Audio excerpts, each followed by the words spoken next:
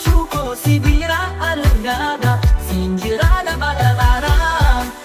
Jaalala dhugaa siif qaba kan hin dukkaneeffamne kan dhumne gammachuu koo si bira argaadha siin jiraadha badhaadhaadha badhaadhaadha. Jaalala dhugaa siif qaba kan dhufanne kan hin dhumne ati hin siifne hundatu.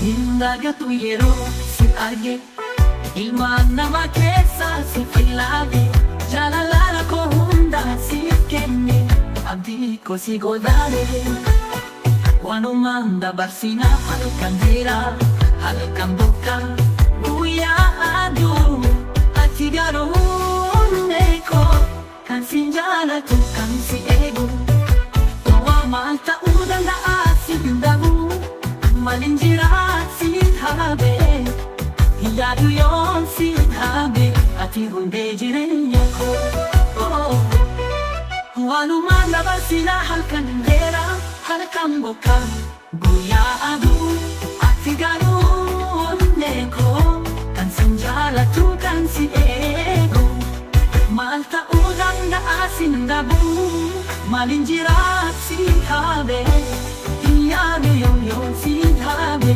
ati hundee jireenya koo.